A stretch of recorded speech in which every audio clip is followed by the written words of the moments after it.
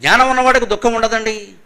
ఇంతకాలం ప్రేమించారు మనిషి, అతను వెళ్ళిపోతే ఏడవట్లేదు. అతను వెళ్ళిపోవడం కూడా జ్ఞానం కాబట్టి ఏడవట్లేదు. ఇక్కడ ఆ జ్ఞానం ఉంది ఆవిడకి. ఎందుకు ఏడవాలి? ఎందుకు ఏడవాలి? ఏడుస్తూ కూర్చుంటేనా గొప్ప? అంత ఏడుస్తున్నారంటే వెర్రి మమకారం, అజ్ఞానంలో ఉన్నారన్నమాట. రేపు ఏడిచేవాడు పోడా.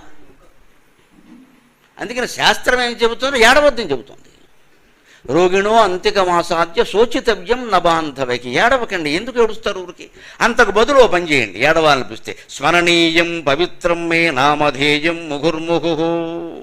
అక్కడ కూర్చొని నమ శివాయ నమ శివాయ నమ శివాయ నమో నారాయణాయ నమో నారాయణాయ నమో నారాయణాయ శ్రీమాత్రే నమః శ్రీమాత్రే నమః శ్రీమాత్రే నమః ఇటువంటి నామస్మరణ చేయండి. కేశవ నారాయణ మాధవ గోవింద విష్ణు మధుసూదన త్రివిక్రమ వామన ఇలాంటి నామస్మరణ చేయండి. హరే రామ రామ రామ హరే హరే, హరే కృష్ణ కృష్ణ కృష్ణ హరే హరే.